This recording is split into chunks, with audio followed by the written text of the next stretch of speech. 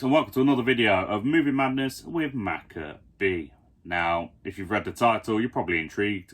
This one, not one I'm expecting many people to like, due to the fan bases, but it's one I want to talk about. Just going to have a quick drink of booze first. And that is why Avengers Endgame was a disappointment. For me, at least. Some people might agree with me on this. Some people might not. I say some, most people will not, but hey ho.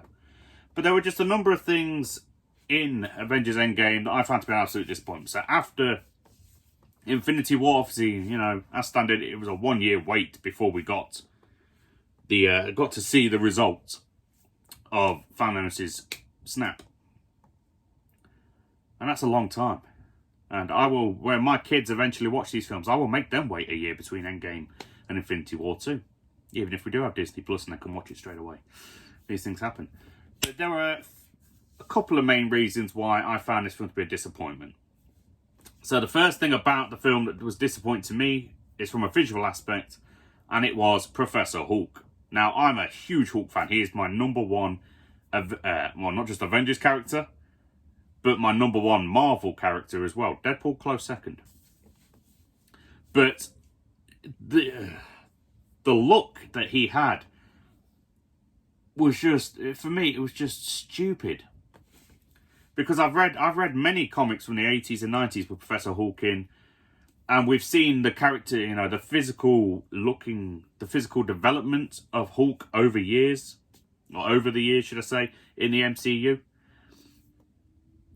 And I just feel like it was a massive step backwards. It literally just looked like a ridiculously CGI'd Mark Ruffalo. Green. Did you get that? That's good. Do you want to grab one with me? Now, don't get me wrong, Mark Ruffalo, my favourite Hulk. Definitely. He's amazing in the role, both as Bruce Banner and as the Hulk. He is fantastic. But it just looked too stupidly CGI. Now, it might just be me. Someone else might agree. I don't know. For me, when they did the Hulk in this one, I just feel like what we should have got was something visually a little closer to Ragnarok. I feel like that was the best looking Hulk for me. So that's what I would have liked to see visually, something a bit closer to Ragnarok, just maybe verbally more developed, because obviously in Ragnarok he could make small sentences, you know, big monster, and you know, things of that nature. So obviously with Professor Hulk, he has a physical appearance of a Hulk, like the She-Hulk maybe, but obviously vocally and mentally he's more closer to Bruce Banner. So just for me, that is something I would have liked to have seen. So that was the first disappointment. The second disappointment for me was Fat Thor. And coming from a fat guy, that's saying something. Now, I understand the comedic aspects of the character. But, I don't know, it's just, from what I could tell, the whole point of the Fat Thor, it's hard to say that when you got the Thurs. The Fat Thor was to show, I'd say some sort of more his depression regarding his anger when he, kills Thanos, and basically what that ends up doing, how there's no chance to find, well, obviously Thanos already destroyed the stones from doing the click, so there's no chance to reverse what he's done, and I think Thor obviously blames himself for that, for his moment of madness. And I don't know, it's more like it's just played for laughs. I didn't get the sense of the depression. Obviously, you don't really want to depress your audience, so that's fair enough. But I personally was not a fan of the way that they handled the Fat Thor, and they handled his depression and his reaction to everything that had been going on and continuing on. It really was. It seemed like it was just played for a piss take, and I don't know. There was just something that didn't really sit well with me, as well as the fact that Thor, when he wasn't being, the big, strong, godlike that he was, it went from being, you feel like he's depressed and you want it to be represented better, to it just felt like it became a bit of a sad sack I don't want to say that disrespectfully to people with depression, because that's not what I'm intending here. But what I mean by that is just the way that the character was played. Even after a certain point, the depression part had kind of whittled away, and it was like there was no culmination of who Thor was anymore for me. And it's just, especially that scene with Rocket, and when he goes back in time and sees his mum. I don't know, just the way that it was played, I wasn't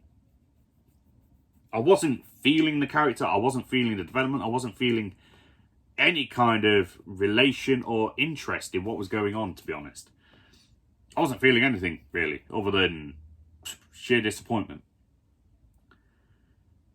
But I don't know, it's a bit of a hard one, because, like, you know, this was the ultimate film for most people. And a lot of people say it's the best MCU film going.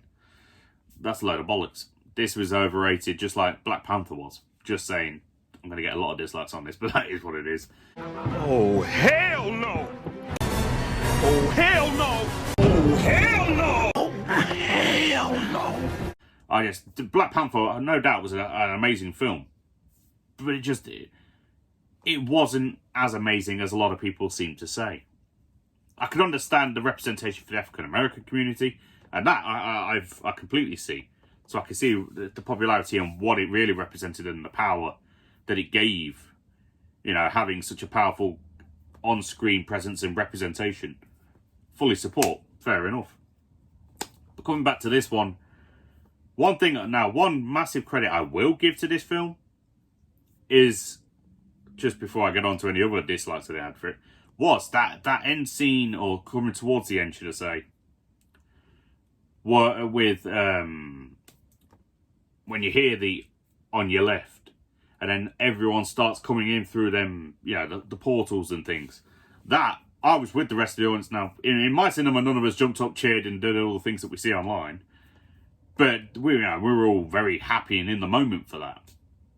And I quite enjoyed that, you know, you could feel the atmosphere had finally risen. The problem was, it taken like 2.5 bastard hours to get to that point. Because the 2.5 hours that came before were relatively boring and shite for the most part. What? Bro, what are you talking about, man? There was very little that I was really feeling. Now, yeah, there were bits, you know, I liked how they explored the after effects and the world 5 years later, people who had lost things, and, you know, the Clint Barton becoming Ronin. I quite liked that bit. Yeah, that was quite interesting. And some of the stuff, you know, like Black Widow sacrificing herself. Hang on, I might be thinking of the wrong bloody film now.